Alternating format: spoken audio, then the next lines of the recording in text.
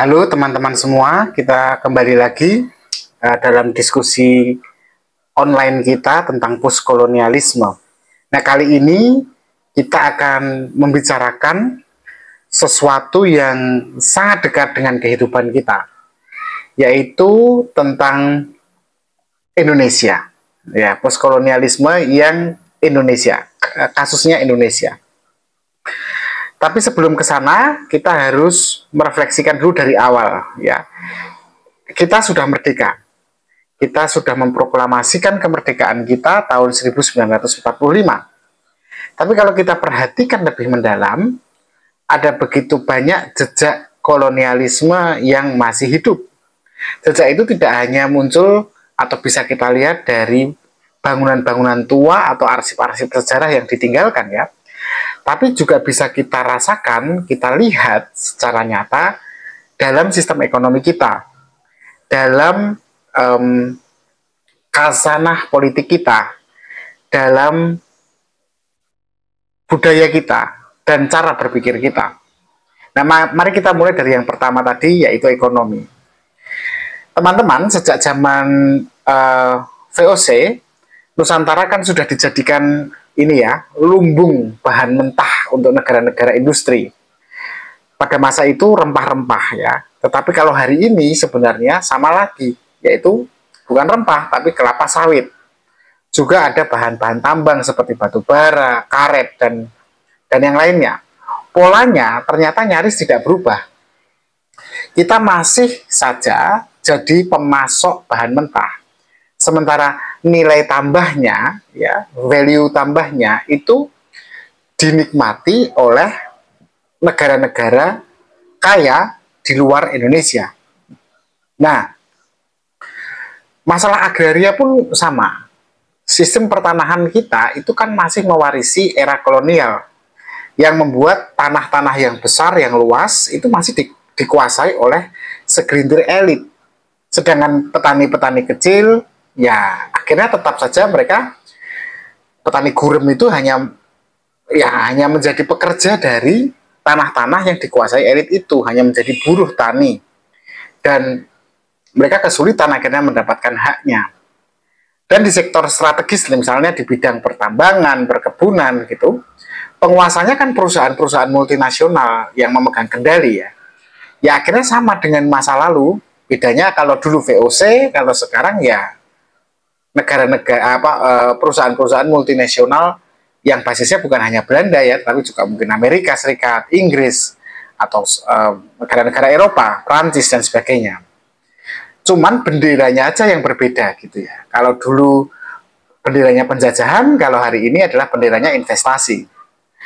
Kalau kita bicara kemerdekaan ekonomi, itu artinya membangun sistem yang mandiri, berkeadilan, dan tidak terus bergantung pada negara asing, itu ternyata masih belum tercapai.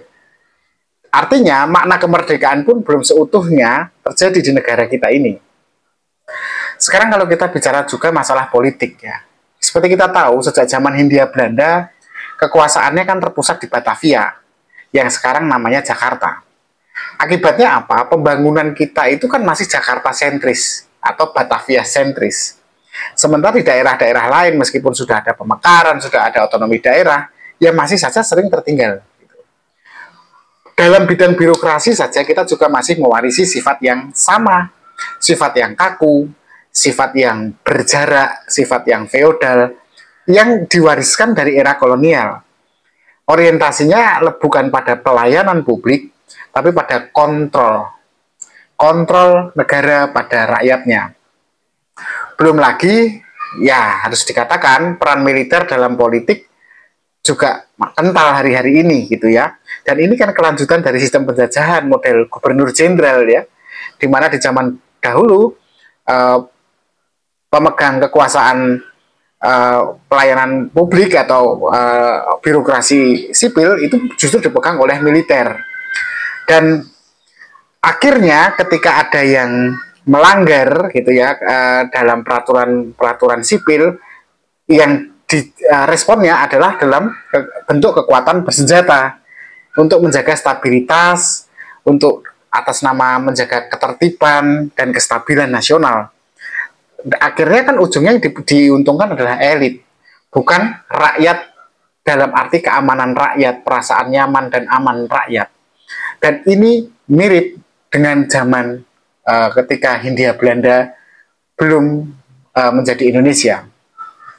Teman-teman, membangun demokrasi sejati memang artinya kita juga ya bukan hanya masalah demokrasi itu sendiri, bagaimana kita semuanya bersuara bebas, hak-hak kita dipenuhi, bukan.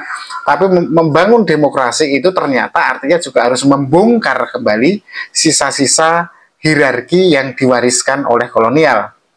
Dan kemudian memberi ruang yang lebih besar pada adanya ruang-ruang untuk rakyat sipil atau sering disebut sebagai desentralisasi gitu ya, di mana partisipasi rakyat menjadi lebih terbuka.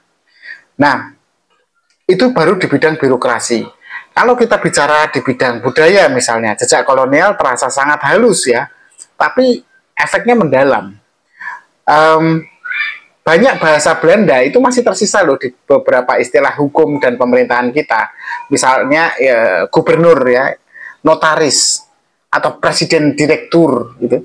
Ini kan tinggalan bahasa Belanda, bukan berarti bahwa itu salah ya. Tetapi ini menunjukkan bahwa gaya kata-kata itu kemudian akan menempatkan pelaku-pelakunya, seorang gubernur, seorang notaris, seorang presiden direktur, itu seperti seorang Belanda yang menghadapi pribumi ketika berhadapan dengan masyarakat sipil, bukan sebagai pelayan publik. Jadi gaya hidup yang kemudian muncul dari pengistilahan itu kan masih permodelan kepemimpinannya masih mirip sekali dengan zaman Belanda. Nah, di samping itu kalau kita bicara tentang kebudayaan ya, berarti kita bicara tentang gaya hidup saja, lifestyle. Gaya hidup yang dianggap modern, dianggap mengkota, tidak kampungan, itu identiknya dengan budaya barat. Sehingga kalau teman-teman perhatikan, produk-produk karya lokal yang dianggap tradisional itu dianggap deso, dianggap kampungan. Dan kerap kali meskipun banyak dihargai, tetapi dihargai sebagai barang kelas 2. Barang-barang branded yang dibanggakan oleh para pejabat juga barang-barang yang akhirnya basisnya pada budaya barat. Makanan saja contohnya ya. Kita tentu akan lebih suka minum minuman soft drink atau boba katakanlah gitu ya, meskipun itu juga dari negara Asia ya, Korea, tapi itu lebih diminati daripada dawet gitu misalnya. Nah, ini kemudian yang saya sebut sebagai atau orang banyak sebut sebagai mentalitas inlander ya. Mentalitas inlander adalah mentalitas yang diwariskan oleh sistem diskriminasi yang dilakukan oleh pemerintah kolonial, di mana membuat kita sebagai rakyat itu merasa lebih rendah dibandingkan dari orang-orang yang ada di luar atau orang-orang asing, ada yang di luar negara kita Indonesia. Makanya wajar saja, lepas dari apakah faktanya memang hidup di negara ini sulit atau tidak, tetapi yang hashtag pergi aja dulu, kabur aja dulu, itu juga harus kita bisa pahami bahwa itu seolah-olah yang luar itu lebih menyenangkan daripada yang di dalam. Padahal, teman-teman, dekolonisasi budaya itu artinya kita mampu berdiri tegak dengan identitas lokal kita, seberat apapun itu, sambil tetap terbuka pada dunia luar. Bukan lalu kita anti pada Western, ya. Bukan lalu kita anti pada yang Barat. Gitu. Nah, itu baru di bidang budaya ya. Kita bicara juga misalnya di bidang pendidikan. Pendidikan kita pun tidak lepas dari pengaruh kolonial kan. Kurikulum misalnya ya, kurikulum sejarah kita yang sekarang diajarkan di anak-anak, termasuk anak saya ya yang masih SD, itu kan memulai kisah Indonesia itu selalu dari masa penjajahan. Seolah-olah peradaban kita itu baru ada setelah kontak dengan Eropa. Ilmu sosial saja misalnya yang diajarkan, itu lebih banyak bersumber pada teori-teori Barat, sementara pemikiran-pemikiran tokoh dari Indonesia itu jarang sekali masuk ke ruang-ruang kelas. Bahkan bahasa pun masih menjadi isu yang besar. Bahasa Indonesia, kita tahu kan lahir dari sejarah panjang itu teman-teman. Sejarah panjang interaksi kita dengan kolonial. Tapi ironisnya, bahasa Indonesia yang tadinya menjadi bahasa yang memerdekakan kita, justru menjadi bahasa kolonial yang baru, di mana mematikan bahasa-bahasa daerah, sehingga bahasa daerah kemudian terancam punah karena kurang mendapat jam pelajaran yang signifikan dalam kurikulum pendidikan kita. Nah, pertanyaannya kan kemudian lalu bagaimana kita bisa melepaskan diri dari warisan kolonial? Pertama, kita harus menyadari bahwa kolonialisme ini bukan sekedar cerita masa lalu ya, tetapi kolonialisme ini masih hidup dalam sistem dan mentalitas kita, setidaknya cara berpikir kita. Itu harus disadari dulu. Setelah kita menyadari, baru yang kedua, kita mencoba membangun kemandirian kita dalam berpikir, dalam berbudaya, dan dalam berekonomi. Maksudnya adalah bahwa kita harus dalam banyak konsumsi kita harus memberi sedikit ruang untuk produk-produk lokal dan usaha yang berbasis komunitas lokal itu juga kita konsumsi gitu. Lalu yang ketiga, ya kita harus terus memperjuangkan desentralisasi agar tidak Jakarta sentris atau Jawa sentris, tetapi pembangunan memang merata, dan ini bukan hanya pembangunan infrastruktur, tapi juga pembangunan pendidikan, kebudayaan, dan mentalitas. Lalu yang keempat, tentu saja kita harus menghidupkan kembali teman-teman kebanggaan kita pada kebudayaan dan bahasa daerah kita, dan ini tidak bisa ketika kita masih terjebak pada kembali ke nilai-nilai tradisional yang otentik. Nggak bisa, kita harus mulai memikirkan bagaimana mengadaptasikan budaya kita dengan budaya pop, mau tidak mau. Dan yang tak kalah pentingnya kemudian terakhir adalah bagaimana kita bisa terus-menerus memperbaiki kurikulum pendidikan kita agar kita bisa menemukan pendekatan yang paling khas, yang paling otentik, yang cocok dengan peserta didik kita di Indonesia. Teman-teman, intinya merdeka itu bukan hanya soal mengibarkan bendera setiap 17 Agustus ya. Bukan hanya tentang bagaimana kita bisa bebas dari penjajahan fisik Belanda, di mana Belanda sudah tidak ada lagi.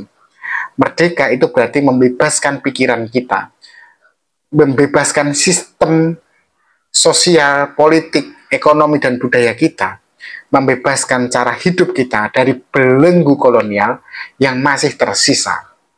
Nah, saya pikir itu dulu diskusi kita hari ini. Kalau teman-teman ingin bertanya, silahkan langsung tuliskan di kolom komentar. Kita ketemu lagi di video berikutnya yang masih membahas tentang postkolonialisme. Tetap berpikir kritis.